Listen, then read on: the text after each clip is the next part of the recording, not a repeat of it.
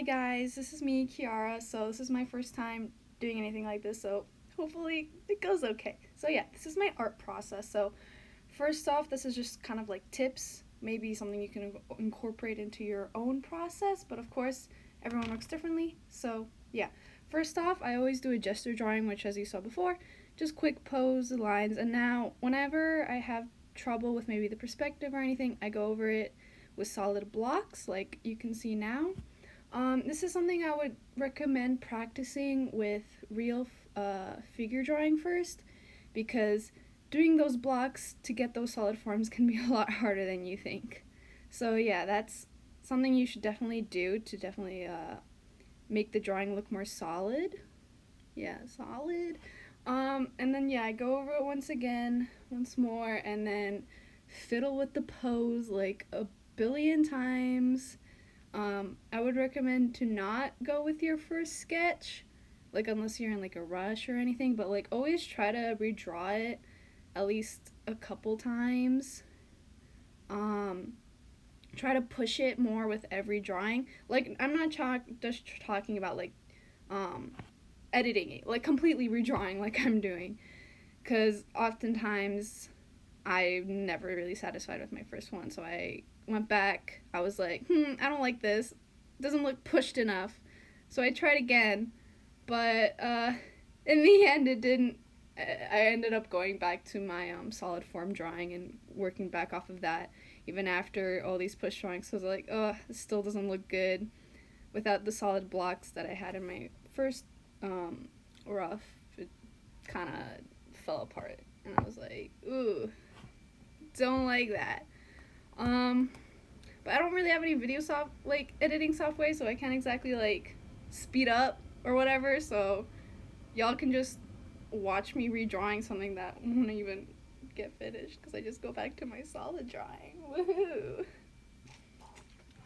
Yay for wasting time, but don't count it as wasting time because you're learning. You know, you're trying out new things. It's always better to try out and not go with it than not to do it in the first place. Because you know, looking back at this, it's not too bad. Sometimes it's just when you're drawing, you always see things a lot worse than it actually is. Although her shoulders are a little wild, I'll say that. But yeah, here's when I went back to my solid drawing, and the sketch turned out a lot better because I actually had a better foundation for this one because I'm always constantly battling between having my style be more semi-realistic and a lot more cartoonish or stylish because I love super cartoony and stylish stuff, but like I always end up doing more semi-realistic, and I don't know if it's just my comfort zone or if it's something that I actually like to do more. But I mean, it is important to keep your style loose and flexible and try out new things because at the end of the day, if you keep doing your same style over and over, you're not gonna learn anything new. Like you have to try out new things and especially like, you know, look at other artists, look at a huge variety of styles and try out different things. Sometimes you're in a mood for something more cartoony, something more realistic. Don't limit yourself to one style. And I know it can feel frustrating not having something consistent because I'm always frustrated. But in the end, I think it's something that keeps you more fresh. You know, you don't get stuck at one point. And you are always constantly experimenting, which keeps art fun and interesting. So you don't get tired of drawing the same way over and over. Oh, and okay, so let's go back to the drawing at this point. So yeah, this time I was like, ooh, background. But I didn't use the perspective lines first. I should have done that earlier. And here I am just doing power lines because I think power lines are quite sexy. Yeah. So, oh, and I had a lot of trouble with drawing the second character because I didn't get the perspective established in the beginning like I should have. But yeah, when you do perspective, it's always good to do a rough, kind of like roughly point out the horizon line and the vanishing point. And then once you get the rough idea of the perspective, then you can actually put in an actual perspective guide. Like I did at some point here. I don't remember when, a little later. Or maybe, I don't even know if the perspective guide is going to actually show. Huh. Okay. Well, we'll see. We'll see how that goes. But yeah, once you actually have the perspective and the horizon line, then you can more easily put the characters. But I'm still pretty much a newbie at perspective, so like this probably is wrong, but you know, it looks alright. It looks cool. At the end of the day, perspective, it doesn't have to be perfect. It just has to look right, you know? It just has to look believable. It doesn't have to be completely accurate and perfect, especially if you're doing more stylized. Just have fun with it. As long as it looks cool, you know? I know some people are going to disagree, but do what's fun, man. I'm running out of time, but oh yeah, that looks terrible, that figure. Yeah, use reference. I didn't use a reference when I was drawing her, and I gave up. So, okay, so the recording got cut off because the video ended, but I'm back because there's still some things I want to share with y'all.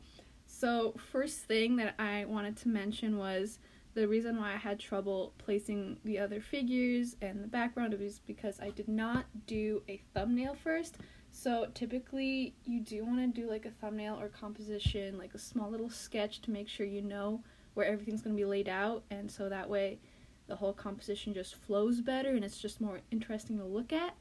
And that's something that I have to work on because I always forget. Because, you know, it's just nice to just start sketching and go wild instead of having to plan first. But primarily, you do want to plan first, especially if it is, like, going to be a portfolio piece or anything like that. So, yeah, that's one thing. Two, if an artist says that brushes don't make the art, they are lying. They are lying to your face.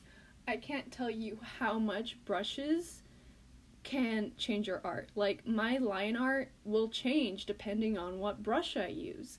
So you should definitely try to experiment with different brushes. Like, try out a whole bunch.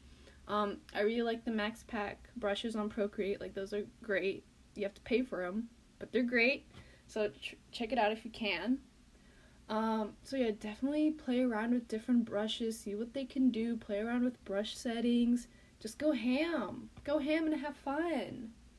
And yeah, that's what I wanted to add. So hopefully this was helpful. I am thinking of maybe doing, like, in the future, critique drawings where you guys can send me drawings and I can critique it, and I could also critique my own work, because I think a critique mindset is something some people struggle with, you know, whether they push them down too much, you know, like, they think if there's something bad, they don't like it, it's terrible. But yeah, I think a critiquing mindset would be something I got from my tutor back in middle school, and that's kind of stuck with me ever since. So I'm a little rambling right now, but yeah, let me know if y'all are interested in that, and I'll probably do it regardless because it is fun. Okay, so yeah, that's what I wanted to say. So yeah, have fun with your art, man.